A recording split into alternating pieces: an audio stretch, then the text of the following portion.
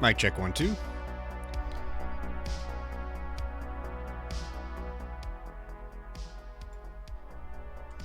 Mic check 1 2.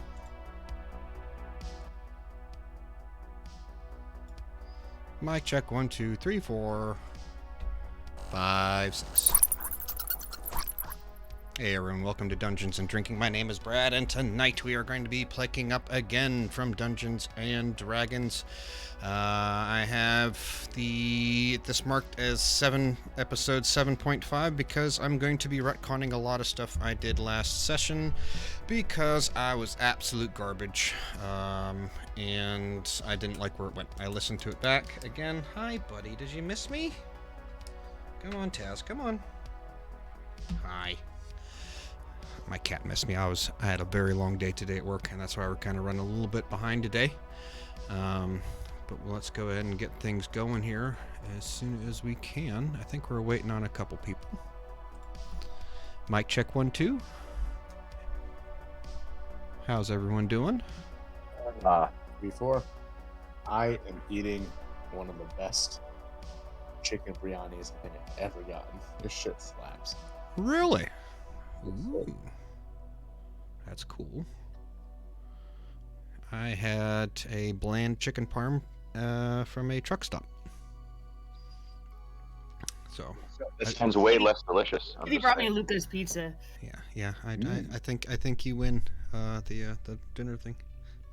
I had leftover pasta, and it was actually pretty good. Yeah, it's probably better than what I had because it was not good.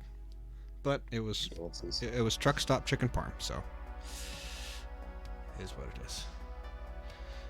Definition of shot in the dark.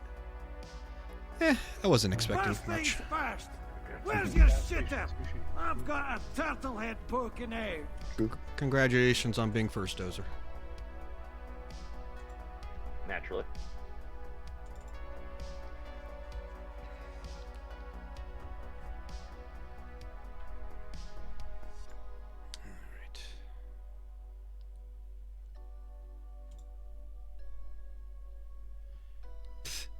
Thank you, Taz.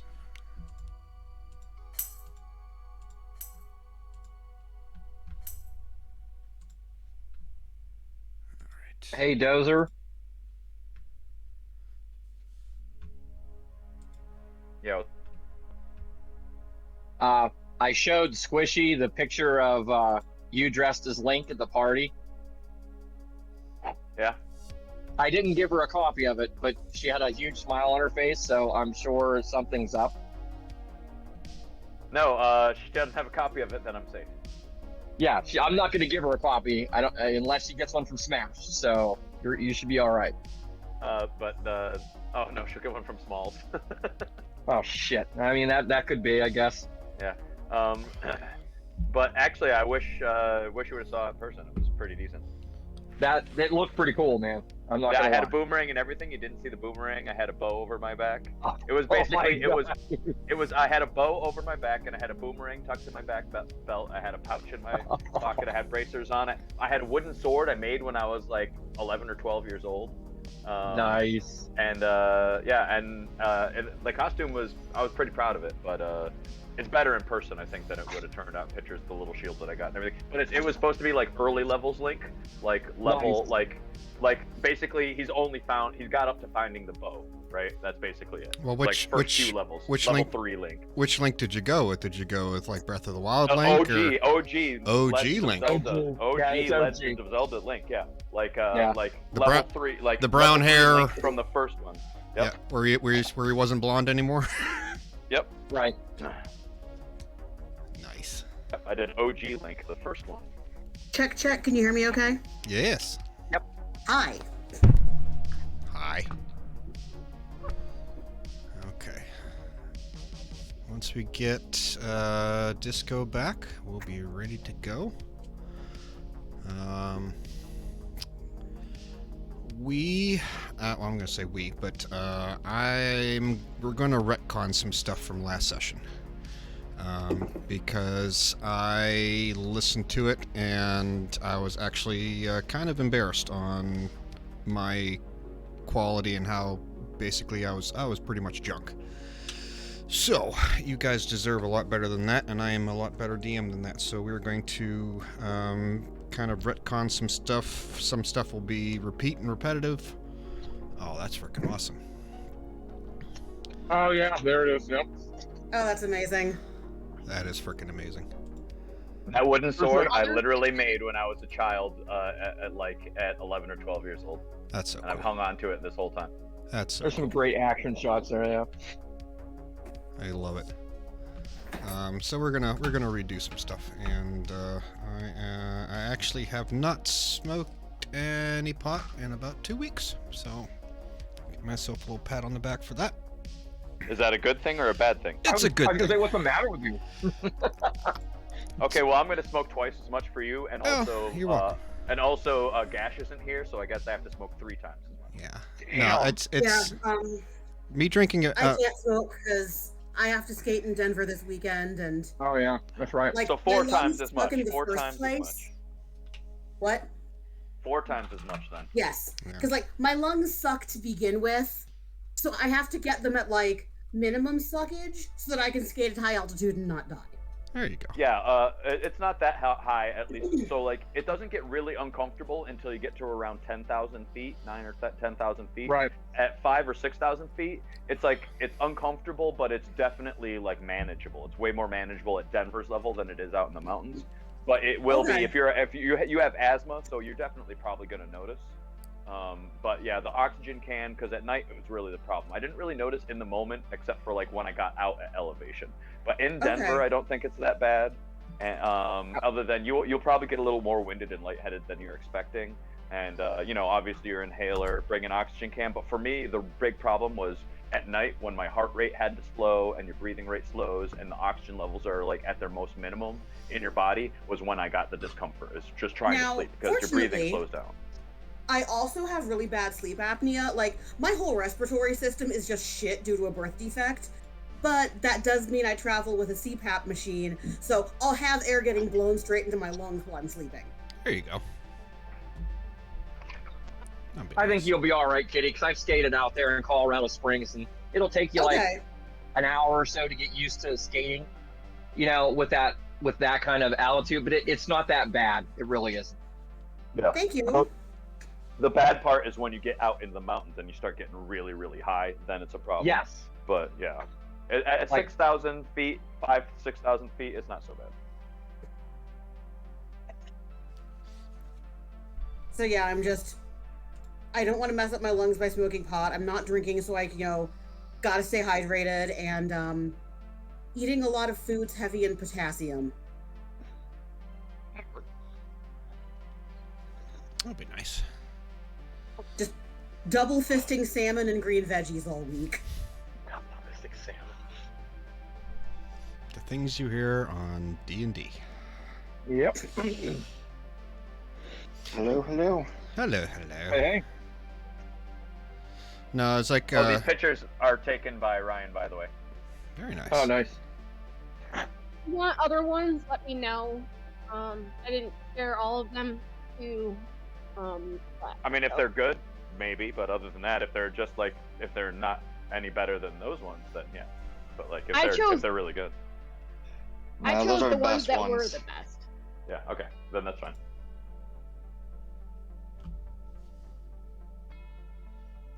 Alrighty. Do we I need something. What do I need? Do we have everyone? I think so. Gash said that they couldn't come, so I think this is it. Okay. Right? Am I Yeah. missing anybody?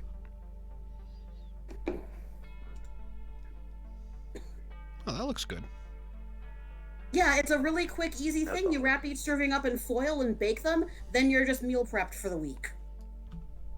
Okay. What's that? A salmon something or another? Yeah, it's a salmon with a handmade teriyaki sauce. There's broccoli, and then I put green onions and sesame seeds on top of it. Put it on top of some greens, and then instant salmon salad. Yeah. There you go. Okay, I'm going to do a quick recap because we're going to redo some stuff. So basically, you guys made it into the forest. Yeah, you noticed that there was a lot of undead activity, and not just ghouls and ghosts, but some of the wildlife had also been changed as well. You made your way into the forest. You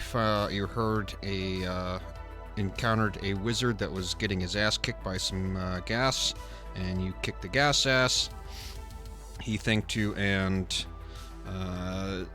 guided you through the forest mist to the wizard's tower.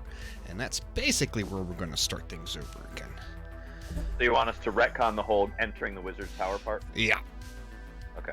Yeah, because I don't know why, but I had all this, I had stuff ready, but for some reason my mom was like, no, we're not going to do that. We're going to come up with some other bullshit that I didn't like, so. Okay. It's okay, we probably all forgot anyways, so it's fine. Yeah, I hope so.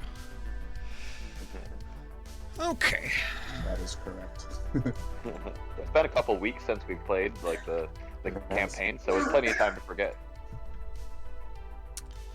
Okay, so,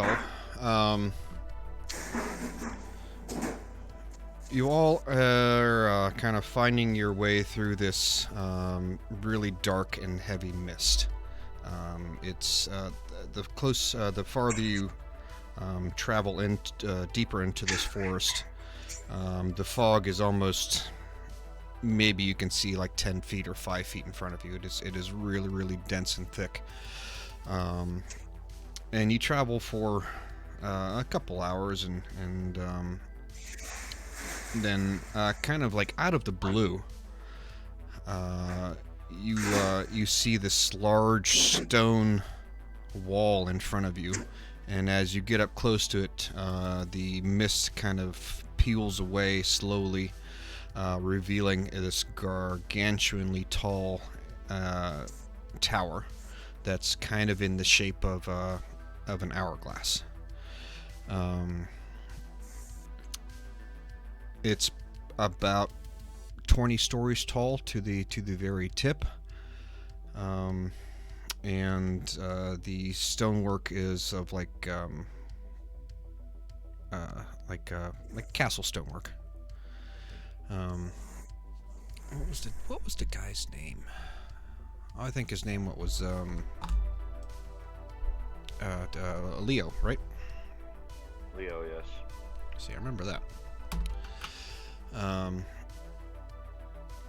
And Leo walks up to the wall, puts his hand on the wall. His other hand grasps a small gem that is around his neck. He mentions he murmurs a couple magical words, and there is a sudden snap of energy, like a large twig breaking, and a flash of energy ripples out through the lines in the stonework, and slowly the stones start to twist and turn and tumble and pull away as a door forms. He opens the door and beckons you in. Inside, there is a kind of like a little foyer area, completely enclosed in stone. You can see clearly marked on the floor there is a magical writings. It's basically like a magical circle.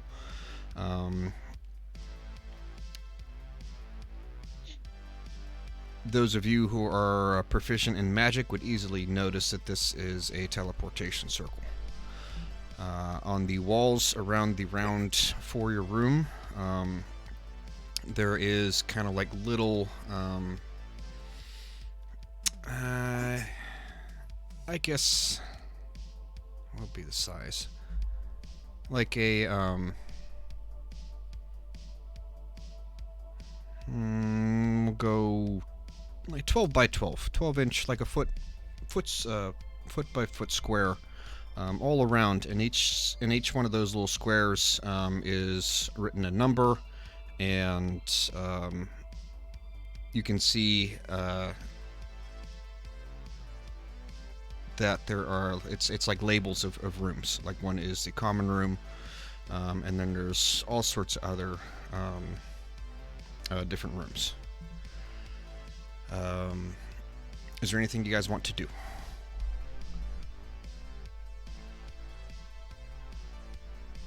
What are the actual labels? Like one is like the common room. There is a whole row of like labs and workshops, and then there is a whole row right down. Yeah, there's a whole row kind of as the last row. Let's see. Yeah, starting from left to right, going down. So it goes 1, 2, 3, 4, 5, and then the next row goes 6, 7, 8, 9, 10, all the way across. Yeah, pretty much like that, with the walls moving across. But however, on the last row, that row is not written in common, and that is rooms 25 through 30. Also, those are highlighted in red instead of black etchings.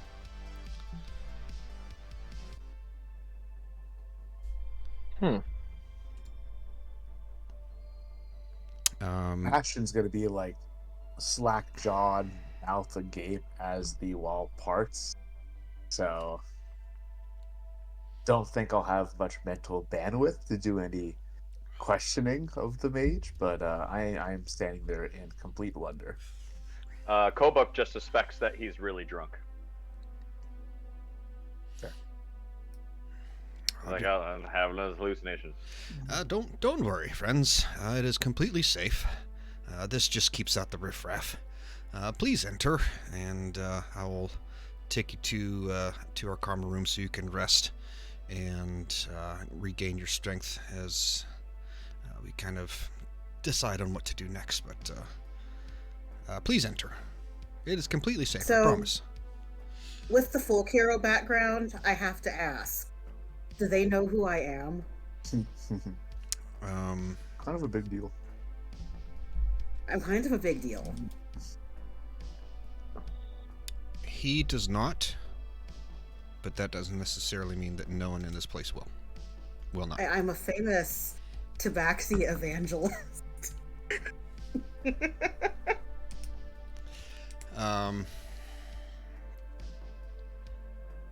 Yeah, he does not, but he's He's uncultured, got it. Yeah. I'm just being a jackass, it's fine. Well, I will gingerly follow him as he welcomes us in. And I don't recall if anybody already asked this, but Bastion will ask friend with strange moving walls, do you know why there are so many ghast-asts out in the woods? Ghast-ast. You're asking the mage? I am. Okay. He says, well, I think it has to do with those impacts. We will talk more inside. But I feel, or it's, I shouldn't say I feel, but they are. We feel that the impact is the source of these the dead coming to life. We can talk more inside. Like that. Okay.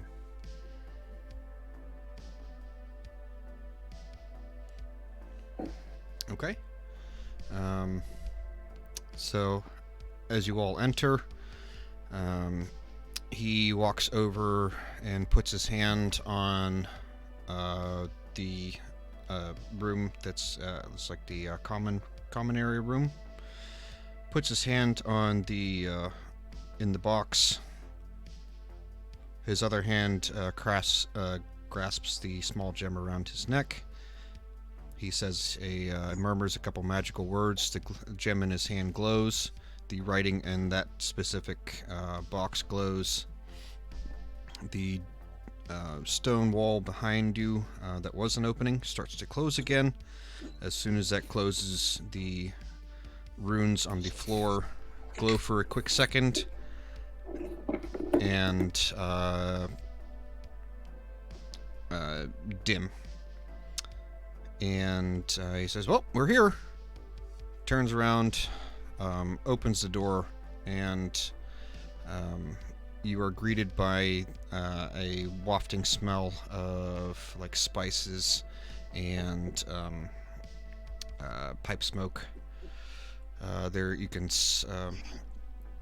the air is warm and clean, and you can hear kind of like the people talking off in the distance, or like there's people in there. Inside the common area is a large, think of like a huge log cabin with a roaring fireplace in the middle, kind of like heavy rugs and pictures up on the wall.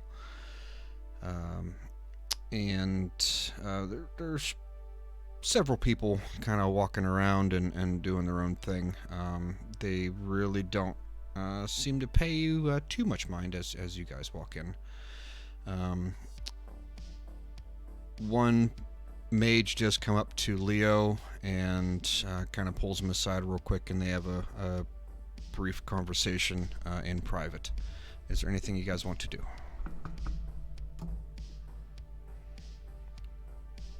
Who pulls aside Leo? Just another mage? Another mage. Just random other mage, okay. Judging by how they interact, this guy may be some kind of superior or higher ranking than Leo is. Okay. Does it look like the mages like share a uniform type, or is everybody clearly distinct? There is a uniform that is like kind of like a heavy. Let's see, what color is transmutation? I think it's red. Yes, I think I said red before. Most of them are in like a uniform of red robes. However, there are a couple. There is two sitting by the roaring fire that are dressed in more relaxed type clothing. Interesting. Okay. Is there anything of a curious or bizarre nature in the room at all? Yes, there is a kind of taxidermied beholder head hanging up on the wall across from the where you guys came out of. So basically, Okay. yeah, as soon as you walk in, there's like up on the wall, like where where you'd see like deer heads or boar heads or things. There is like a taxidermy beholder head, and there's other kind of various taxidermied monsters and things. Okay, yeah, I'm sure Kobuk will be fascinated by that, because it's just weird. I'm Okay. gonna go and observe that. Okay. Nurse is gonna- Do a perception check, please. Sure. Rel. No, sorry, Rel. Dirch. Where were you going to be, buddy? I was just gonna Nope, walk that's not over very with good. him. I was just gonna walk over with him and kind of stand next to him, maybe kind of nudge his arm and see if he'd give me a drink of what's in his jug. Okay. Certainly. Do you have a cup? Or else you're be drinking out of Kobuk's alms bowl. Ain't nobody wants that. Yeah, it's pretty gross. I've probably been through worse.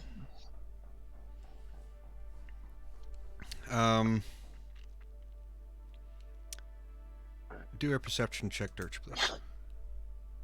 Kobuk, you don't notice anything out of the ordinary. Okay. It's just a beholder head. He's gonna draw it. He's probably gonna start sketching the beholder head. And just like capture it. 11. Okay. I'll send you something here.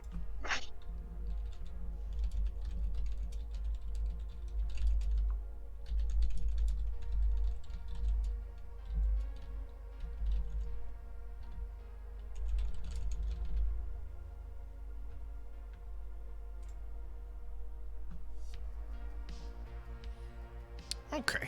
Anyone else? Are the smells of the spices or anything like that familiar?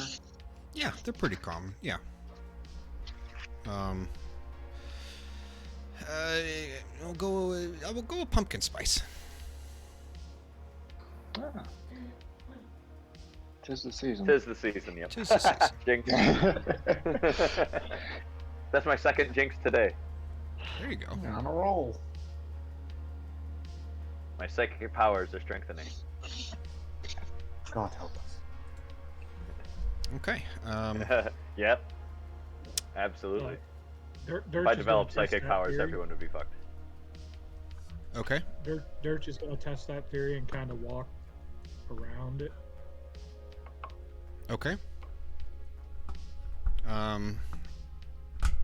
It doesn't, as you're watching it, you don't see that it's doing that. You just kind of get that feeling, like it's not moving, Okay. but you still have that you have that feeling. Okay. Well, he's gonna turn around, like, and face away from it, Mm-hmm. and then move really quick around it, and hurry up and turn around and see if anything changes. Nope. Nothing changes. Okay. I want to ask him what the hell he's doing. You're by all means. What's with all the strange movement over there? Haven't you ever seen a half-orc dance? Can't say that I have. Well, now you This have. is one of your rituals.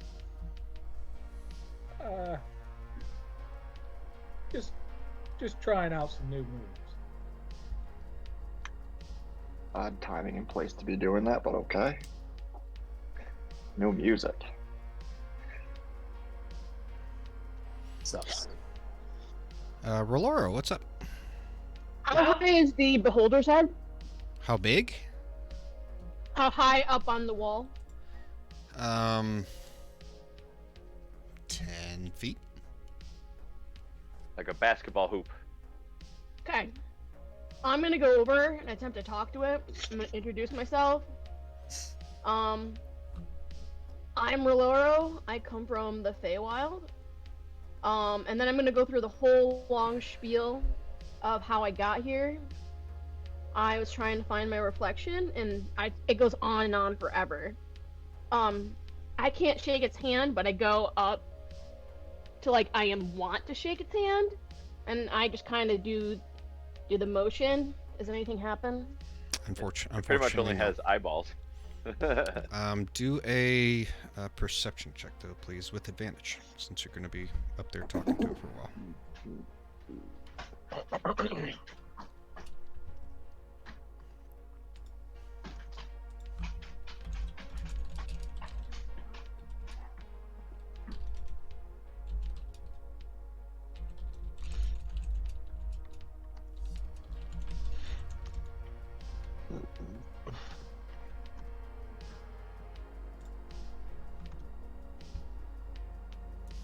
Okay. It does not move. It appears to be a regular stuffed head. I say it to everybody. I think somebody should touch it. Kobuk is going to shake his head and then put his finger on his nose.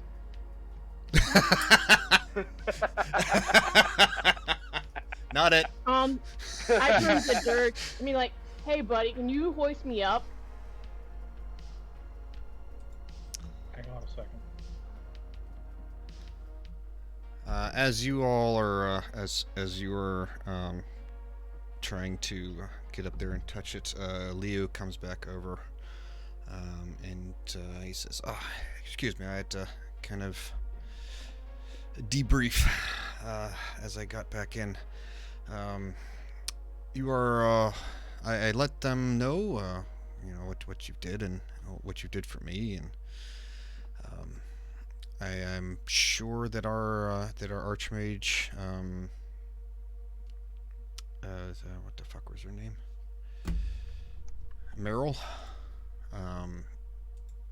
is going to want to talk to you. Obviously, she's a little busy right now, but if you want to, please kind of sit here and relax. I have sent word for food and refreshments to be brought up to you. You are welcome to stay, but as soon as I hear something, I will be back and let you know. But I have to go. But I will be back. I promise. Try not to break anything. As he eyes Roloro a little cautiously, kind of picking up on what she's trying to do. I'm just trying to meet this thing that's up on your wall personally. Oh, it's well, it's not alive anymore. I know. Yeah, I understand. May not be something. It's just decoration. It's just that's all this is. It is just decoration. Not it's not real. Can I boop it? I actually I say that out loud to him. I would prefer you didn't.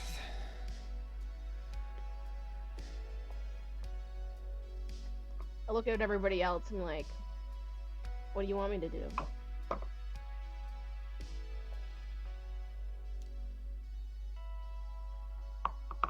Ash has hand up. Who has a high perception?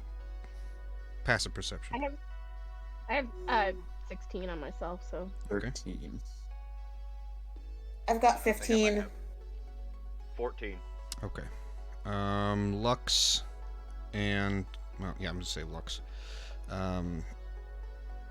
You notice that a lot of the other mages in the room are like kind of watching you guys and seeing what you've got their attention. Like they're waiting to see what you guys are doing.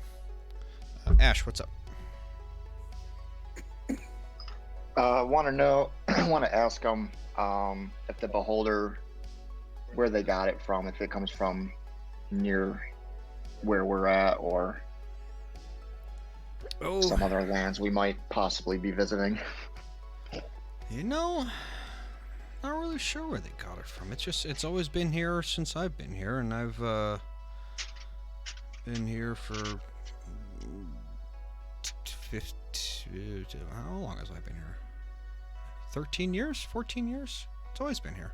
I think it's just. I'm largely minded. Oh, sorry. Yeah, no, I think it's just mainly here for decorations. I think our Archmage killed it some years ago and stuffed it and put it up here as decoration. I'm not really sure. Okay. I am largely minding my own business, but if I can see they're kind of looking at us. First of all, do any of them know that I'm kind of a big deal? You would have to talk to them to find out.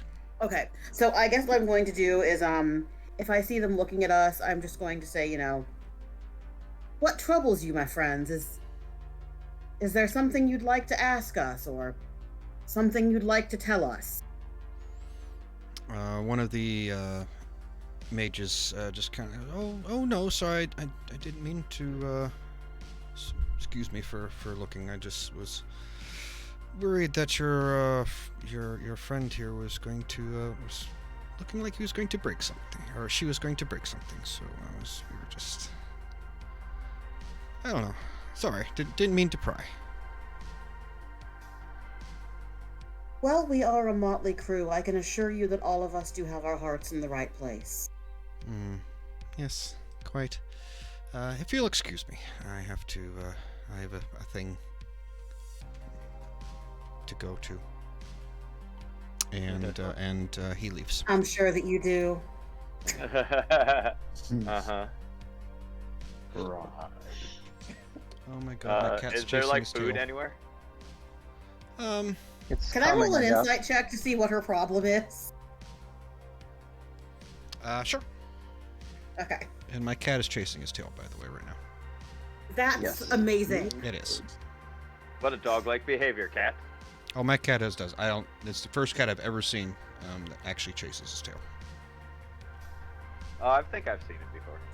In kittens, usually. I think they outgrow Yeah, it. I don't know shit. Sorry.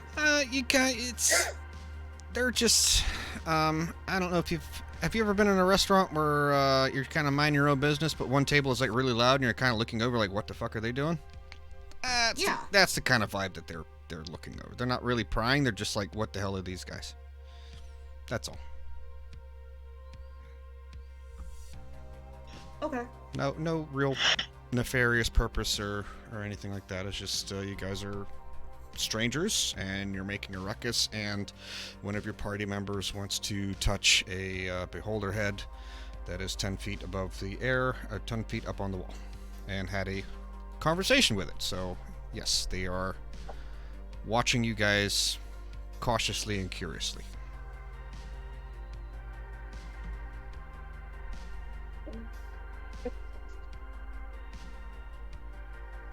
When Roloro asks us what she should do with the head, Bastion will not verbally reply, but just give her a pitying series of pats on her shoulder. But I'd actually like to walk over to the more casually dressed mages who look different than the rest. Okay. And just ask them, "Excuse me, but I couldn't help but notice you look different than everybody else. Why is that?" We're off the clock. Oh. You're in yeah,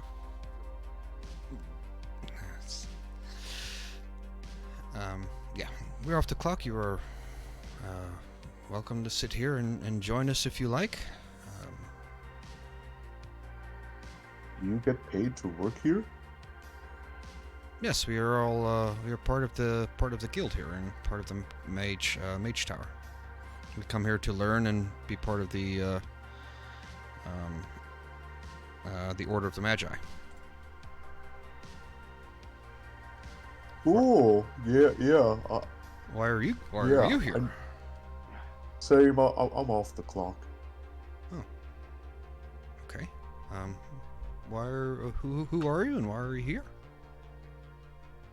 I'm just a friendly turtle. My name is Bastion, and I'm just trying to figure out what the fuck is going on outside in the woods.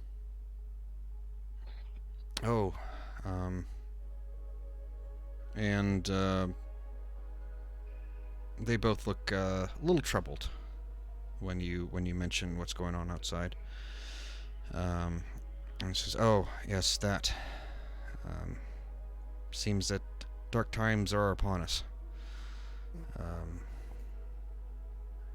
If you'll excuse me," and you can see that he's kind of visibly upset, and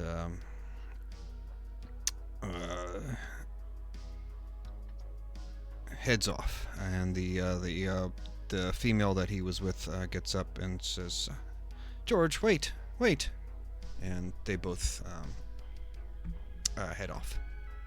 Can I make an attempt to grab one of their arms to stop them so I can continue talking to them? Here we go. I have questions. Do you answer? I know. Okay. Oh, boy. Yep. Do a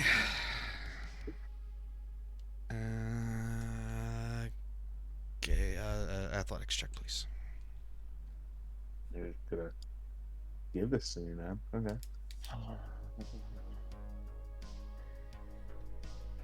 I almost got a nat 20, and then the die rolled up 1. Ah. Bummer. No, you got 11. Just like Got 11. yank an arm off. Please stop. Um, I'm just going for an attempt to like grab and just be like, wait a second, but I'm not gonna like be too forceful with it. Gotcha. The girl stops and she turns like, "Oh, I'm sorry. He lost his brother pretty recently in the fight a couple days ago. So you'll have to excuse him. He's still a little emotional. So I'm sorry, very very sorry." And she heads out to console her friend. Okay. I'll let her follow him and relinquish my hold. Okay. But I'll just head back to the party and say, it sounds like they've been getting pummeled repeatedly by gas dasses.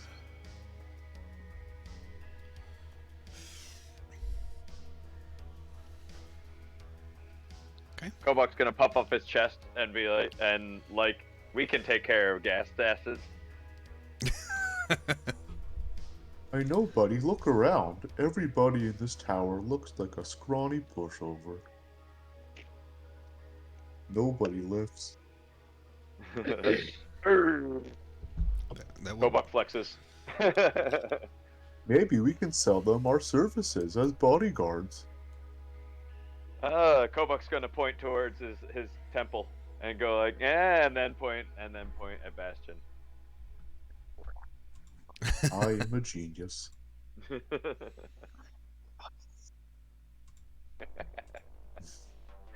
What the fuck is that player? gotta What love. the actual fuck is that? CrossFit. CrossFit's awesome. I know. I mean, did like- it for years. I'm just messing around. That's for doing muscle ups. Like, what the fuck? That's pretty nuts. Okay. By this time, a couple of the apprentices have brought up some trolleys Hentai. of food, bowls of fruit, a nice spread. Breakfast cereals. Yeah, Fruit a nice spread of food and wine and drink.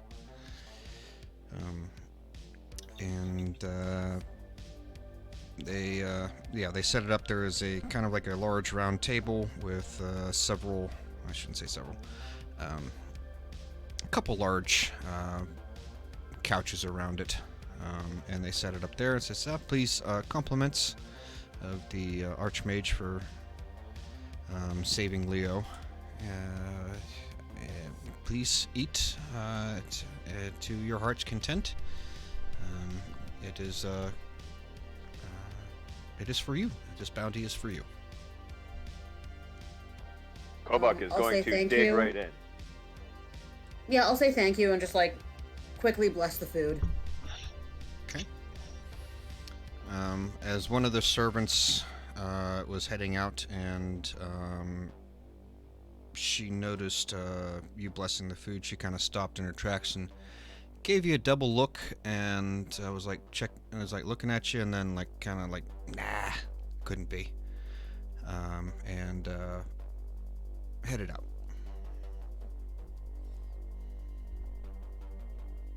Do I notice? Yeah. Okay. Yeah, I guess I'll just motion to her and ask, if something's troubling her. Oh, sorry, I didn't mean to stare. You look like someone, no, I'm sorry, it's nothing. It's just someone I heard of, while at, famous person, folk hero. Sorry. I'll just smile and say, perhaps I have one of those faces. Yes. Such humility and grace.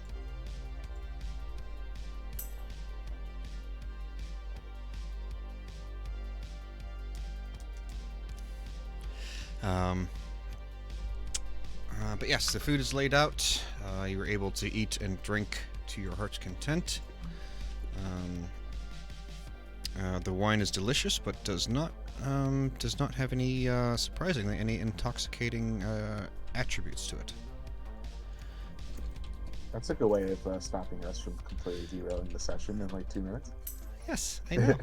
I know. I've learned. While Bastion is absolutely stuffing his face, he would like to ask some of the mages at the table, without finishing chewing, how many fights have you had outside?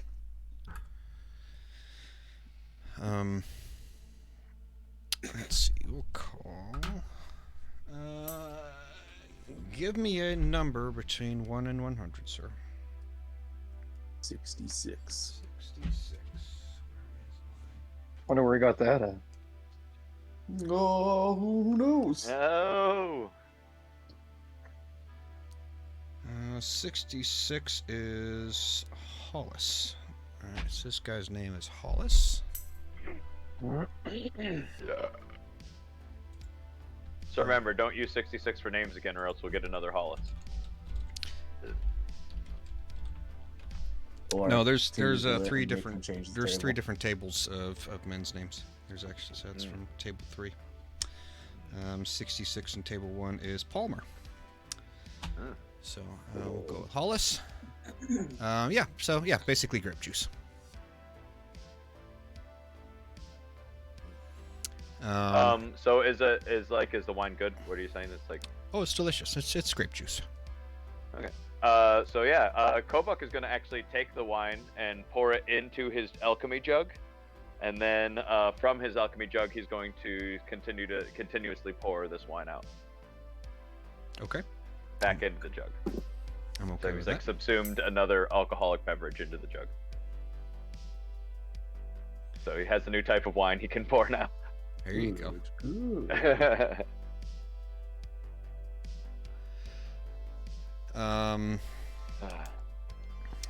Yeah, Hollis goes. Since the impact, we've been fighting. We've been fighting the wildfires, and then as soon as we got those under control, that's when the dead came, and we've taken heavy casualties. Unfortunately, there is. It's been hard, but we've called for the capital for aid, and we're waiting to hear back from them. But we're doing the best we can. Some of our best warriors, some of our best mages have already fallen, so it weighs heavily on all of us. I am sorry for your losses, Fallass, but perhaps it would be better if you enlisted a lifting regiment, because everybody looks thin. And he looks at you a little curious, like he's judging if you are being serious or making a joke. And he goes, "Oh, we are all magic users. No one here really uses brute force to do things." That's why they died. And yeah, when you say that, he looks at you kind of disgusted and pissed off, and he gets up and he says,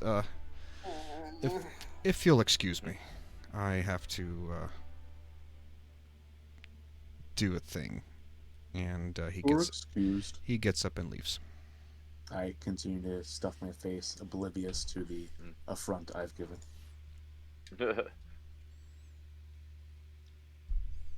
Okay.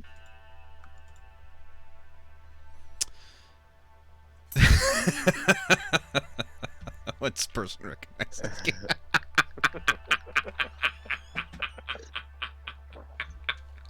Laurel's got her hand up. It is you!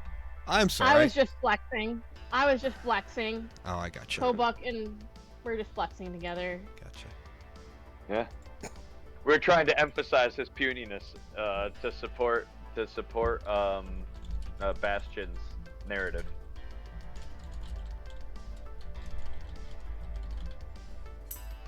Okay. Strike poses with me.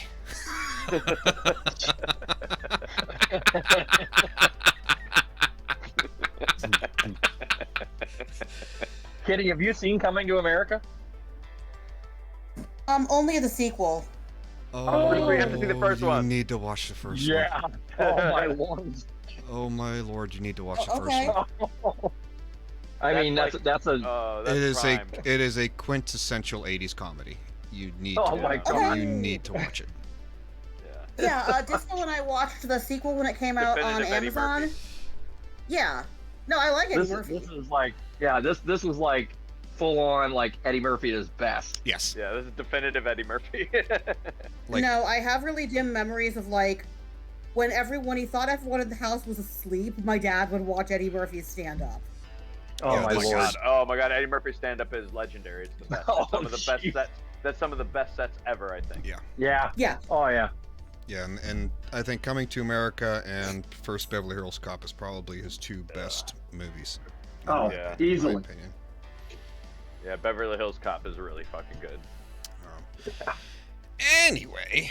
I haven't seen that in forever, though. Anything else you guys want to do to try to derail the game?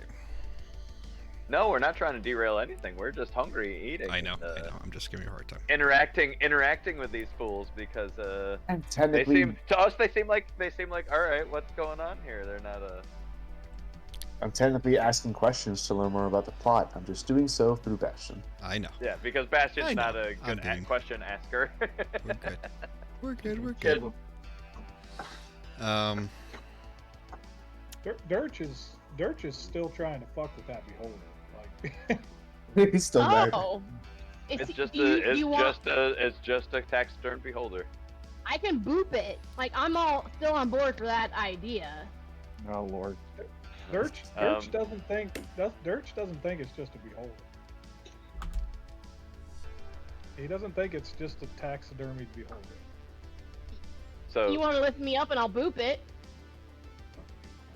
I'm going to ask that my party members please not touch the beholder. like down, no, down. Like, no, No, it's no, more not like up there. gentle parenting. Like, It's kind of like telling a kid not to touch a hot iron. It's like, no, never mind, touch it. Go ahead, see what happens. See how you like it. Just wait for Roloro to yell. Ouch, Yeah. ouch. I unfortunately taught my kid too well not to touch hot things. She won't drink hot chocolate because it Oh, contains the no. word hot. So what happens if I it's have- like hot sauce? Don't touch the hot sauce. Warm Yeah. sauce. Warm I chocolate. have to Warm call it sauce. cocoa, or else she will not touch it because it contains the word hot. Oh no. There's time to fix this mistake. Yes, you have time. Yeah, I'm just going to like gentle parent my party and be like, that beholder's not ours. So let's keep our hands to ourselves.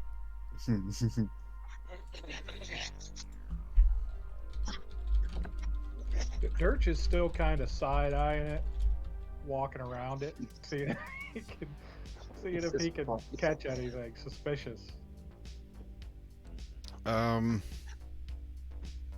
Is there a skill check you want to use to get more information?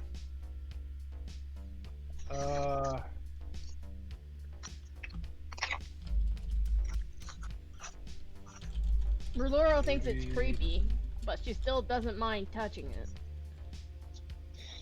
I'll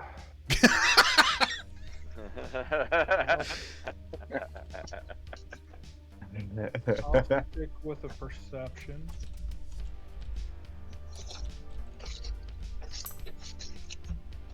I'll stick with a perception. Okay. You may roll again if you like.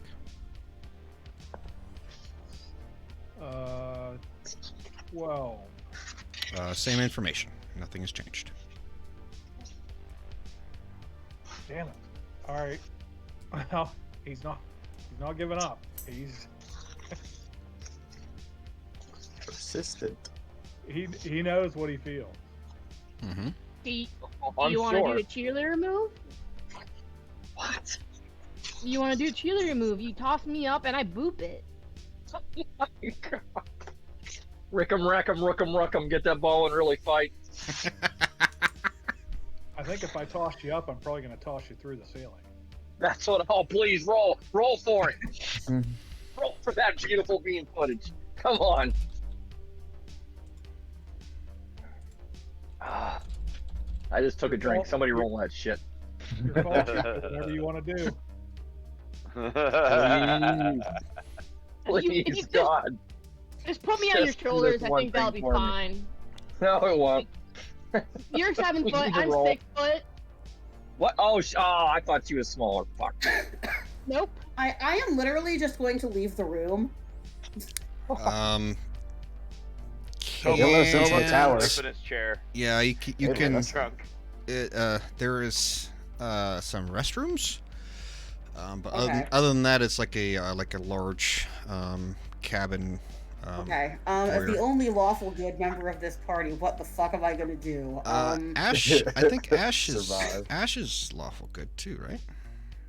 Lawful neutral. Lawful neutral. He's lawful neutral. Still lawful. Or Still not. different. Wait, I mean, good neutral. You wouldn't break the rules so much if there, if there were He's any. not yeah.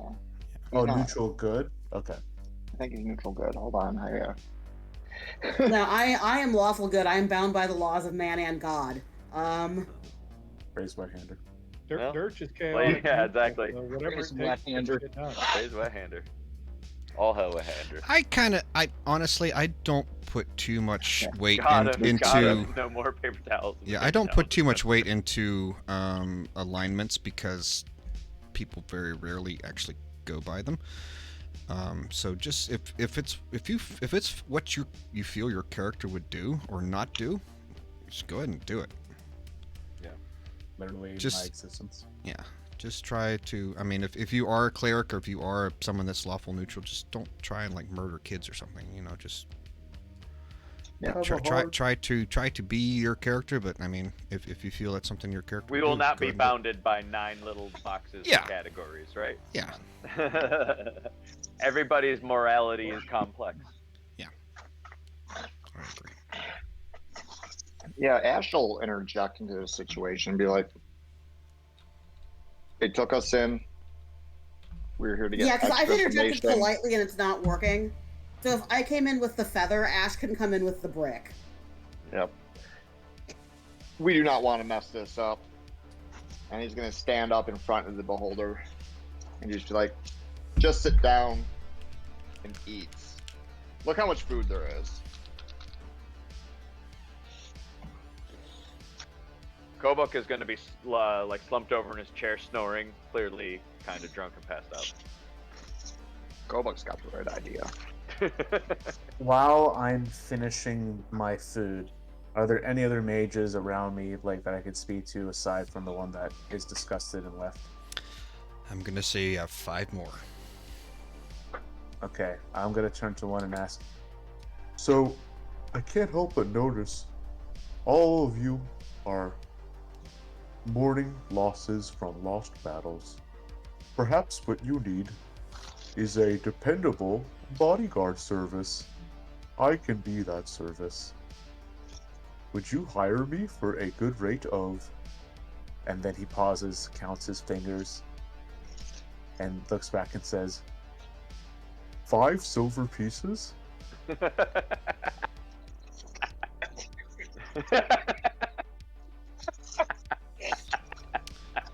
Pretty much, Ash. Pretty freaking much. Oh my god. I will say, if you want to distract Roloro, just do bunny bunny foo foo, and you'll probably distract her. Jangle some keys. Yeah, I'm jangle just- some keys in front of her. I'll just start like I think that'll work. singing a hymn or something to get Roloro to look somewhere else. The mage, let's see, I will say it is a female elf. She looks at you quite, I don't want to say coldly, but without emotion, like a Vulcan, Hypothetically. like a Vulcan in Star Trek. That makes sense.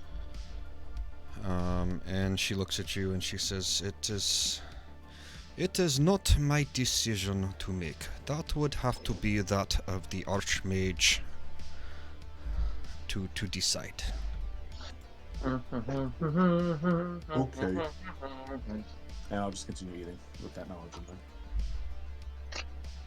Okay. Scooping up the field, my spot on my head. Is somebody actually doing that? Yes, because you may put that song in my head.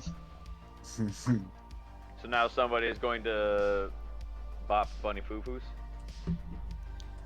I hope not, but I mean, Stranger things have happened.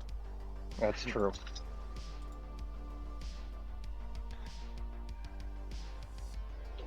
That's a good song. I can play it on the harp. Oh, nice. Nice. Okay. It's actually really easy, but it sounds nice. I think anything played on the harp competently probably sounds nice. I would say That's the cool thing about the harp. Even if you suck, it sounds good. Yeah, it's the harp. I would say after a couple hours of this tomfoolery and fuckery, Leo steps out from. You hear a. You all would hear a kind of a whir of magical power, and Leo steps out from the transport room and comes over to you guys and says, "Well, the Archmage will is able to find a couple minutes, and we'll see you all now. If you would please follow me." Laura looks back at the bullholder head and says, "Nice to meet you, my friend." And I'll tell Roloro, yes, that's good. We can speak to the beholder. We can speak to the beholder from a respectful distance. Why don't we touch it? Well, sometimes things that have been taxidermied are very old and can be a little fragile. Just gonna boop it. I hate taxes. I don't know if that beholder is really up for booping. You don't know that. How about you sing it a song instead? I'll sing in a song later. Okay. This is Hawk's character's new romance. Oh no. There's more. So is anybody going to wake up Kobuk, or are they going to leave him at the table just sitting in the chair? Oh right. Oh my fucking god. I'll go over and give my buddy a Yeah, slap. as everyone I'm is not even gonna shake him. I'm gonna slap him in the face. And make Yeah, sure he wakes up. as everyone is leaving, Leo kind of turns and says, "Oh, are you forgetting? Mind waking up your one turtle friend over there?" One moment, please. No, I think he actually prefers being over there. Wake up, dumbass. It's time to go. There's gonna be like a big puddle of drool coming out of it off of his face, and he's gonna be like, "Huh? What?" And he's gonna be like really startled, and then he's gonna make like a really that like a really slow, stumbling reaction. Like he's gonna be trailing way behind. He's gonna slow you guys up for sure. Hold on, I have a meme for this.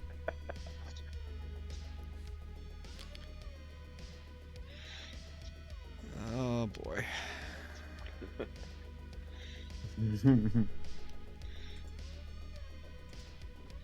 Typing as fast as I can. That's okay. Alright. He's moving, but you know, you just woke him up from food coma combined with drunk. Oh. Night. Yeah, it's true. Yeah. Not that hasn't been my best friend in me a few times.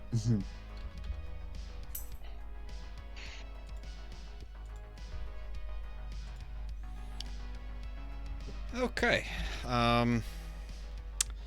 So as you all squeeze into the teleportation room, the Leo goes over to the row of red highlighted boxes, puts his hand on the top one,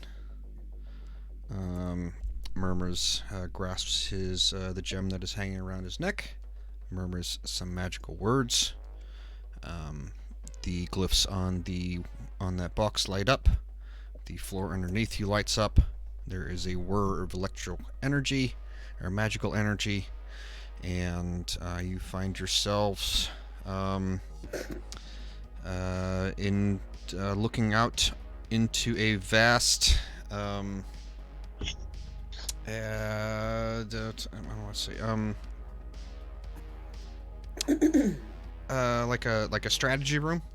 I don't know what the hell what do you guys call them? Like a war room? Yeah, it's war room. War room. There you go. War room. Okay. There is a large rectangular table made out of this beautifully carved oak and mahogany. A situation room. That's what I'm talking about. Situation room. There we go. That's even better. And the room itself, though, is completely different from the log cabin lounge that you guys were in before. This room is actually, as you look across, it looks like it goes on forever in all sides and directions. As you step out from the teleportation room and you look up, it looks like the roof or the ceiling goes up and up and up to a point where you can't even see it. It just goes up into darkness. Standing over the large rectangular table, there is an older woman. She stands in pristine red robes with a large golden medallion around her neck. She is half elf. Her graying salt and pepper hair is pulled up into a bun over her head. I'll get a picture for you guys. Give me a second.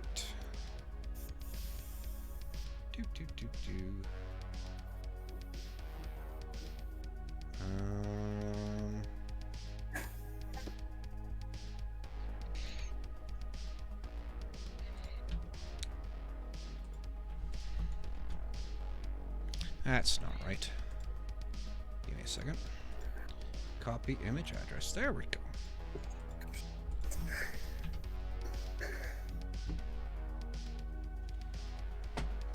Oh, Lady Tremaine.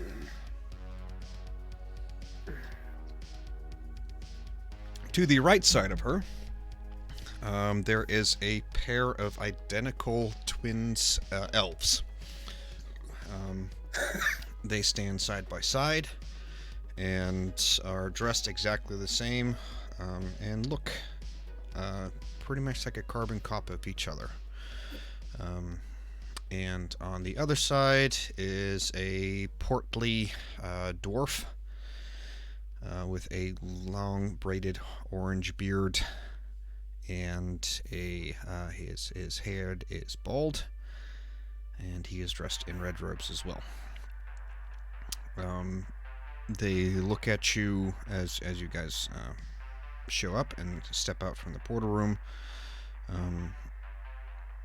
They all look at you and give a respectful kind of nod, half bow greeting.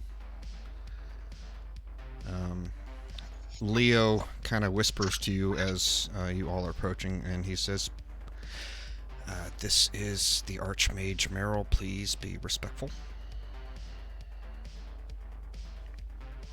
And tells you to follow him as you guys get to the table. The Archmage Merrill says, "So you are the people that helped save Leo out in the forest. You have my thanks, and I hope that you are all well rested and decently nourished.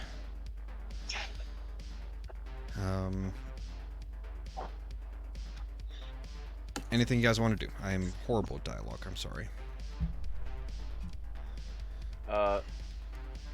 As soon as she says that, I hope you're well nourished, Kovak is gonna belch loudly. That's about right. Yeah. Leo. The timing's impeccable. Yeah, Leo. I'll just give a slight bow and say thank you kindly. Leo, the twins, and the dwarf all turn and look at you, Kobuk, with glaring disdain, and they turn back quickly, like looking back at Merrill to see her reaction. Her eyes narrow. She takes a breath, and her face calms a bit. She says, "Yes, I'm glad you have. I'm glad you found our hospitality to your liking." Kovak is gonna put a big smile on his face, as if it definitely was, and then nod. On the table, you would see a kind of a holographic image of the forest and the tower, kind of shrunk down to, I'll say, like 1/10 of the normal size. The entire forest, tower, and pretty much everything that you all have seen is raised above the table in, like I said, like a holographic image, including the fog. It looks, even as you're watching, you can see that the trees are kind of swaying in the wind, and it looks like it would in nature, like it would outside.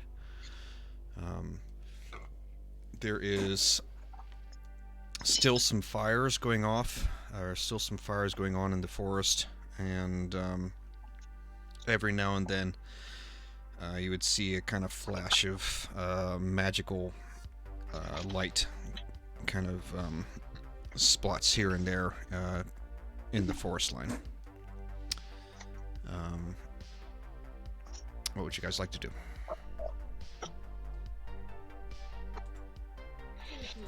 Would we arrested or healed at any point in time? I'm sorry, I couldn't hear you. What was your question? Would we arrested or healed at any point in time? Short rest. 2-hour short rest. Okay, I'm gonna rest him down. Okay. His eyes hurt. I don't remember what from, but I'm hurt. Probably a fight with the gas. Did we short rest? Yeah, I imagine we short rested after Yes. that, right? Took a short rest. I think I have mine all short rest, so yeah. All my stuff is replenished. I see the private message. Okay.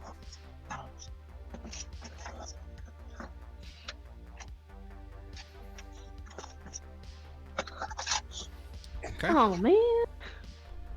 Yeah.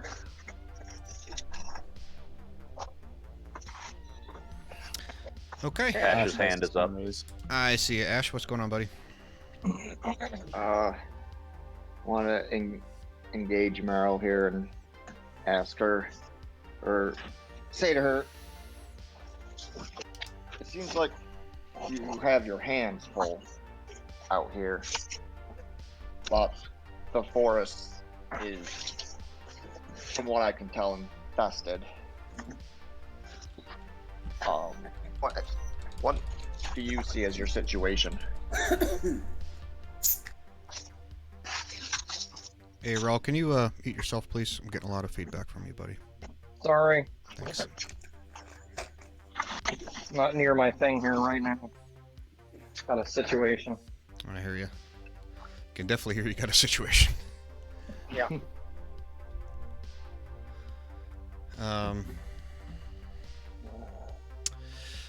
Yes, the situation is quite grave and appears to be getting worse every day. Our greatest fears we are realizing are coming to fruition as we feel that Sektash's return has finally come upon us, and the dead are walking again.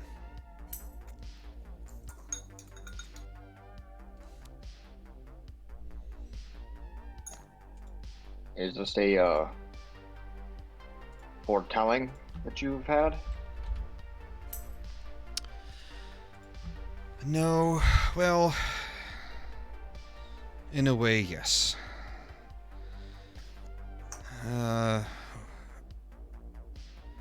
Are you? And she looks around to the rest of the party. How familiar are you with the legend of Sektash? The something. What the hell is he called? There we go. Give me a second. DM is buffering. Retrieving lore.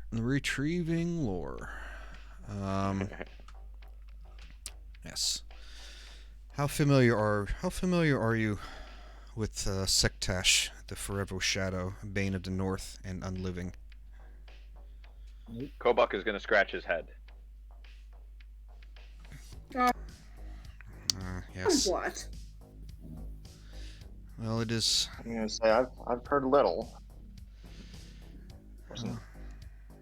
It is a story that is quite old. Dates back to the Great Dragon Wars a millennia ago.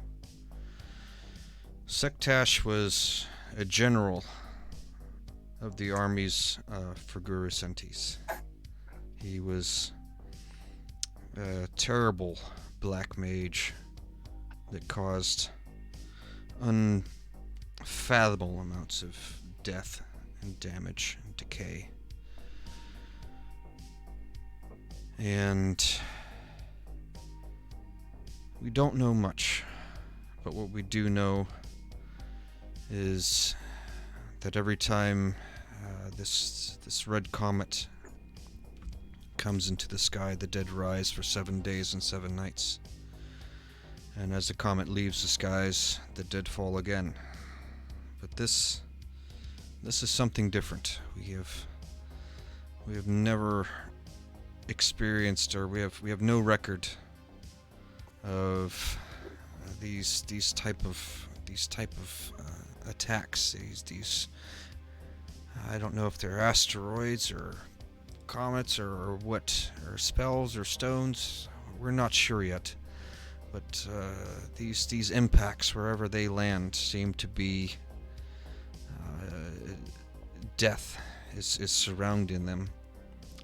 2 others that we have noticed have landed, one near the dwarves to the north, and one over the mountain range to the west. We're not sure yet where that one has landed.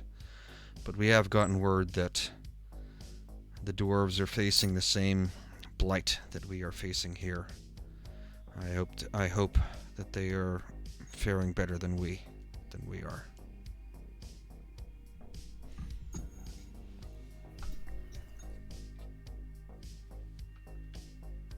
Well, Archmage, this sounds bad.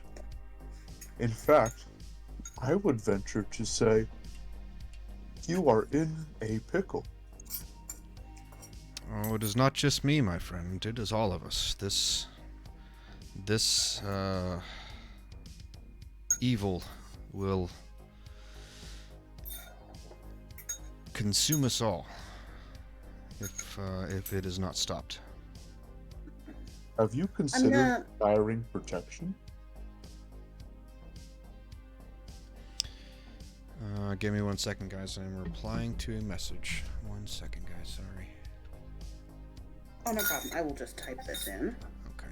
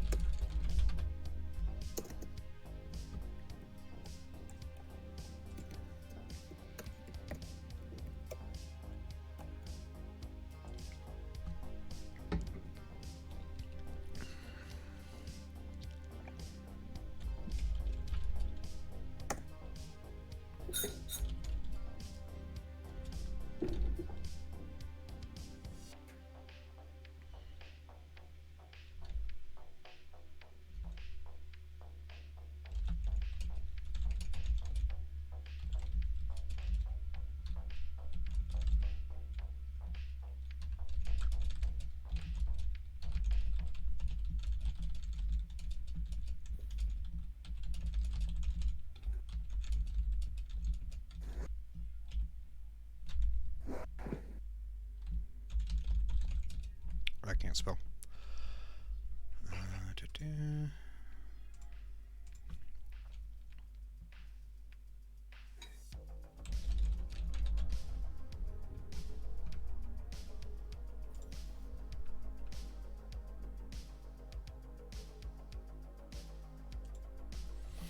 Okay.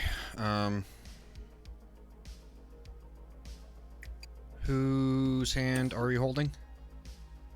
The fellow who was talking. Leo? Yes, Leo. Oh, that was actually, it was supposed to be Meryl. I'm sorry, I'm not doing the voices. Oh, I'm sorry. Yeah. Okay, I'll reach out and hold Meryl's hand. Okay. You are very kind. Normally I would not involve normal, or I don't want to say normal, but outsiders in matters involving the capital and the crown. But this, like I said, involves us all. We could use any help that we can get. We've already taken heavy losses. We were caught completely off guard. We went out to stop the forest fires, and out of nowhere we were attacked by unfathomable creatures of the abyss and death and decay. We have taken heavy losses, and while we have called to the capital for aid, it will take some time for them to get here, if they send any at all. So we could use any help. Would be most grateful. Why would they refuse you aid? I don't know. It is the capital, and they often work in selfish ways. And you do not? No, I do not feel that I do. I do it is best for those under my tutelage, and under my leadership in this tower. However, as I'm sure you have experienced, or some of you may have experienced, that not everyone in politics is looking out for their constituents.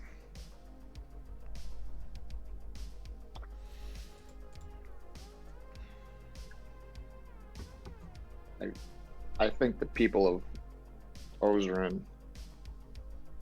also may feel that you're not looking out for them.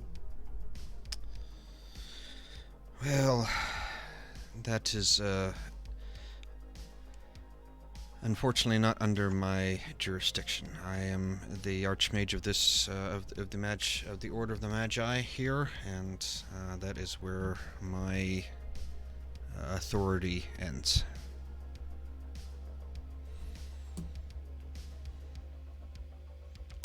Hopefully, if we can contain the contain whatever it is here in the forest, it will not spread out westward to the town of Oswin and other surrounding areas. Kobuk is gonna pull out a map that he's been like drawing of the area for a while now, because he's been looking through the telescope and he's been drawing the forest and stuff like that.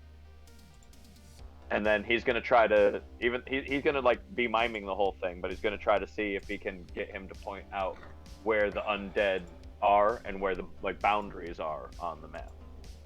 Okay. Okay. So if we go to the map section, and if we go up to the map that I drew. If you're looking at number 3, that's where you guys are at. You guys are in that little tower. The impact is a little ways east of the actual number 3, kind of where... Towards the other mountain range? Yes. Okay. It landed in the forest. Let's see if I can take a picture of where my mouse is. That way you can probably see.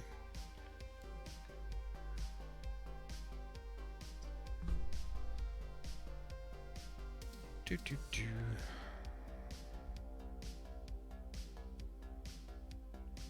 just get a little like explosion icon. Bloop.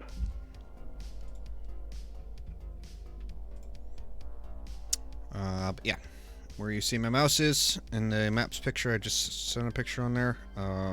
That is where the impact was. Okay, so it's not that far. It's on the other side of the stream. It's about 50 miles or so, 50 or 60 miles. Oh, well, that's a doable distance. Mm-hmm. That's what we were here to do anyways, is check out the crater, so now we get the opportunity to go with a bunch of mages. We don't need their help. And Kobuk is going to point at you and go, and like shrug and nod and be like, yeah. I caution you, as your I caution your confidence. I do not. I don't think you know what is lays ahead of you. Some of our best mages have fallen to this one creature. It is truly terrifying. Every spell that we have does not seem to affect it.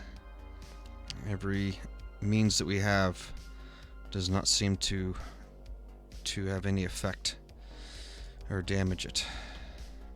It is we're not sure what to do. Dirch, what's up, buddy? Two things. Is my goose in the room? Yes. Yes. He's in the room with us all? Yep.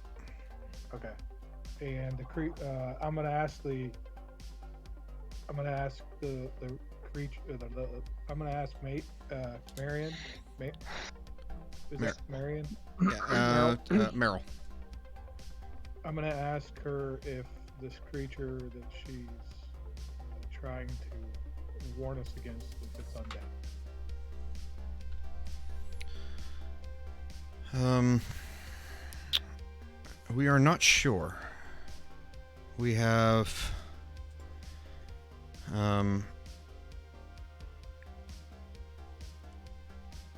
well, it is best easily if we show you what it is. Give me a second. I'll see if I can.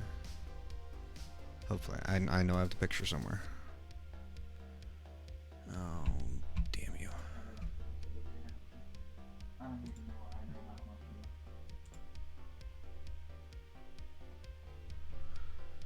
Okay. 1 second, guys. I have to find the picture.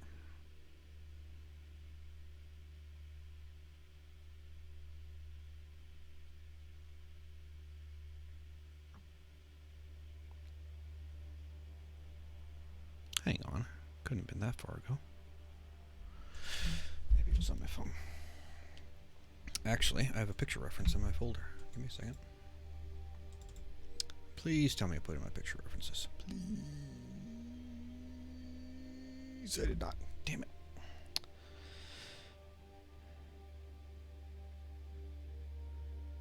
I know it's on my phone. Give me 1 second.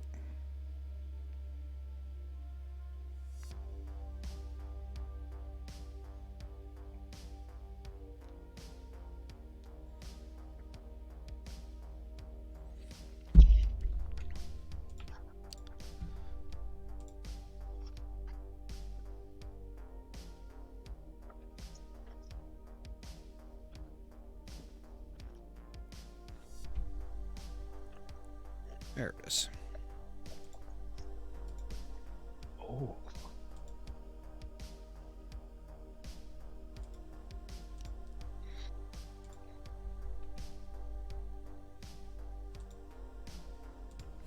And before you, she waves her hand over the table, and the image of the forest and tower vanish. And instead, you see a kind of holographic image coming up as it looks like it's taken from someone's point of view. And it looks like it is some kind of battle going on. And there is all sorts of chaos as zombies and all sorts of grotesque things are coming out of seemingly out of nowhere through the woodlines towards this point of view.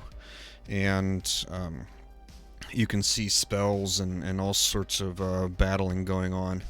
And off a little ways there is a solitary shadowy figure, and suddenly a large singular eye opens up, and a eerie orange and yellow light spreads out in a cone, and it hovers towards you, or towards the point of view.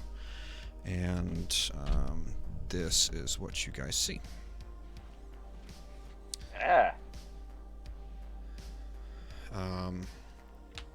Shoot him in the eye. I shout out, that looks like the thing that's downstairs. No, this is like this is totally a Zelda dungeon monster. Shoot him in the eye with an arrow. It's like it's a bunch of things. So there's definitely a beholder on there, but it's more than that. And you guys wouldn't let me touch it. It's my cursed AI. Do it is not a beholder that we know of. It's wrapped around. It's like it's merged. It is.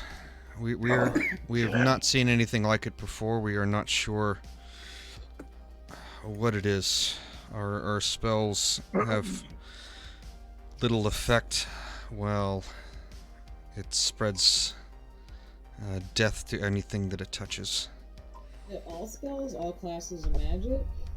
I love that I was like, wow, you guys, look at this horrifying shit I made by accident in AI. And Brad was like, fantastic, I'll add it to the campaign. Absolutely.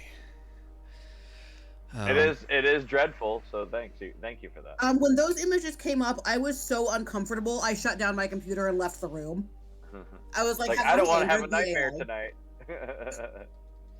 Quite understandable. It's like, don't take my words and turn them into that. Fucking AI. He's got the one eye. Like, too bad Nemesis' character can't get one eye and look cool. Bastion, what's up, buddy? Sorry, but he has to ask. When you said nothing worked, did you try hitting it with your hands or weapons?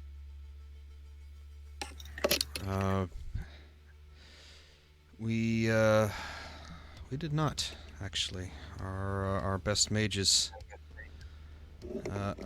did our best to drive it back, and all fell under its powerful gaze. Kobuk is gonna nod at Bastion and then look at them with a look of derision and go like, "Oh, well, this has been the problem the whole time." Like, that's gonna be his look that he gives them. Bastion will silently nod in agreement to Kobuk, but he won't say anything in response. Dorch, what's up, buddy? Can I do a perception check with the goose and see if he can tell if it's undead or not? See if he recognizes. Yes, you may. You may try.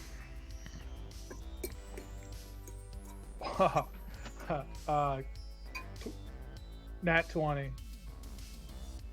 What's the bonus? I need to know the number. I need to know it's a 24. 24. I'll send you a message. Elric, to your question, I'm not sure I get the... What do you mean by veteran classes? Do you mean like a high-level mages, or I would say certain. Oh, certain. Oh, sorry.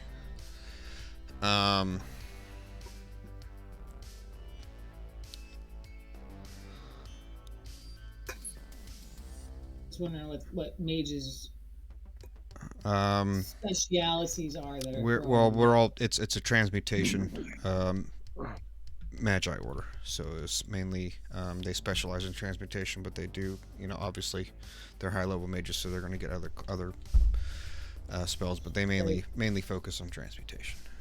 Maybe we should have try one from each school and see if it's more susceptible. Well, if we had those mages, we would definitely be willing to try. Unfortunately, we have what we have.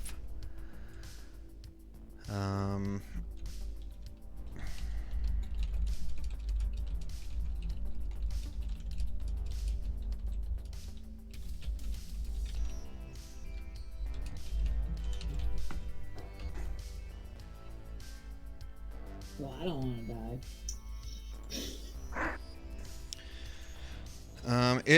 I have to tinkle, and it's close to 9, so let's go ahead and take a quick break, if that's okay. Yes, sir. And we will meet back up in a little bit, because I have to tinkle. Might as well do the same. Alright guys, I'll be right back.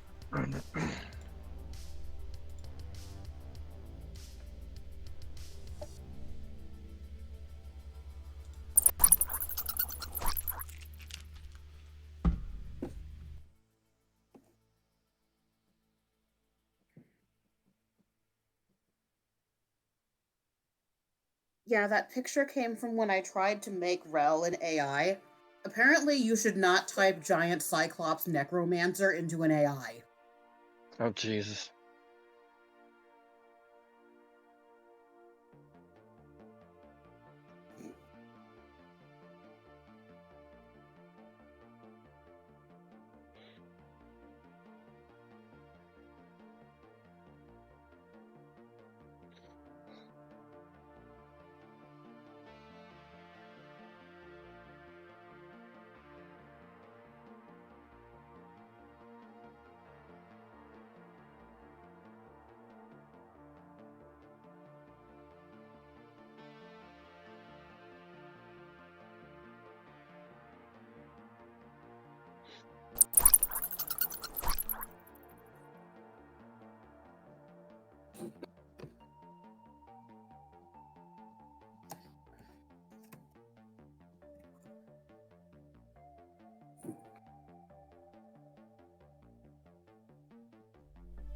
And back.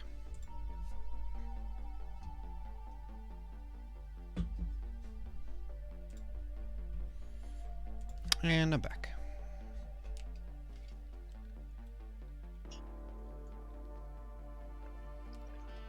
I'm still here. Yay. Yay. I did not leave. That's okay. To answer your question, Roloro, yes. Well, no, what was your question?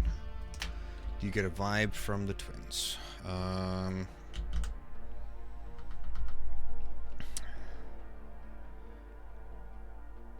I would say that the vibe that you get is... we'll do an insight check, please.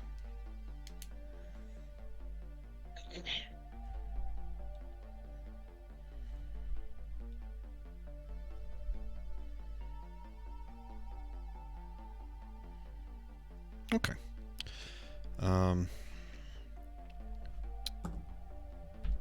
You can tell that they are true neutral. One second. Do.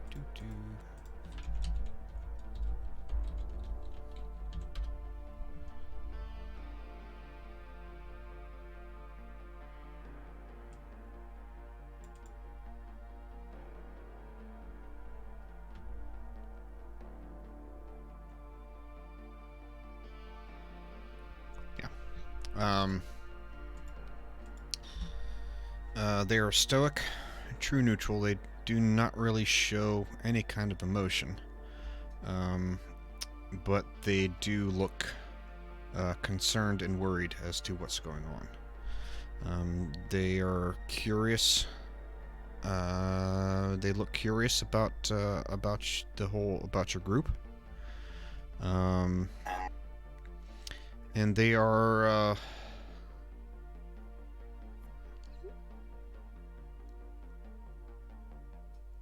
when you guys entered, and they kind of like looked over the party, they had a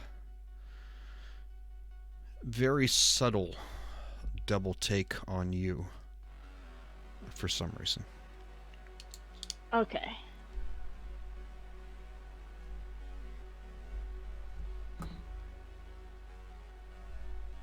I'm gonna take that as a good thing and keep on giving them eyes until we all depart then. Okay. What kind of eyes are you giving them? Are you giving me like the come fuck me eyes, or you'd be like, what kind of eyes are you giving them? A little bit below the come fuck me eyes. Okay. So like, general attraction? Yes. Okay. Yes. Gotcha.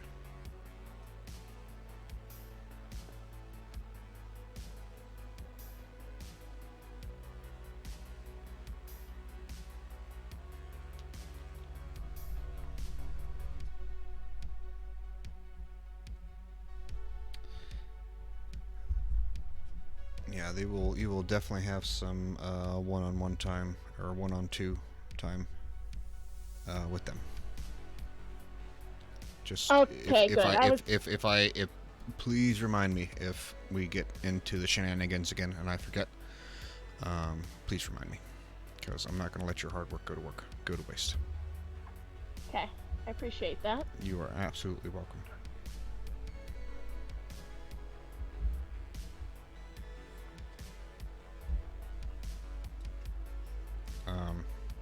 Yeah, you'll find out why they are curious.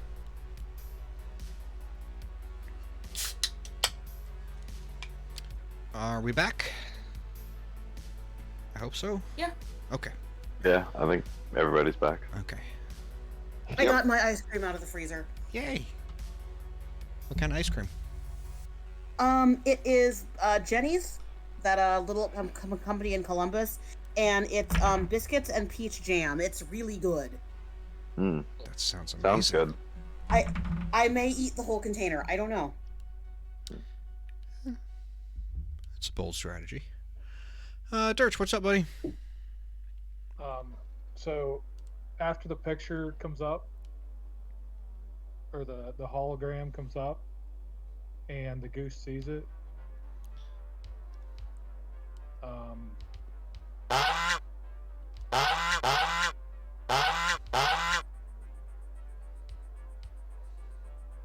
Dirch kind of puts his hand on the goose's head and says and tells him, dinner, you got to calm down. You have to calm down. Is there something specific that the goose is trying to say? Because all three of these majors are super high level and would have speak with animals. He's trying to convey that he understands that there's an undead component to this creature. Mm-hmm. And he recognizes that component due to his backstory of being heavily against the undead. Yep. And Meta, this is the first time that anybody's heard his name. Yes. That is actually true. I know I still have to get the story to you. But I'll send you a message. Okay.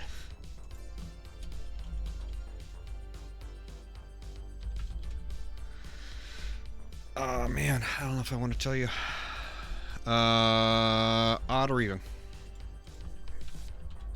Odd. Okay. Damn it. Nope. Information's still the same then.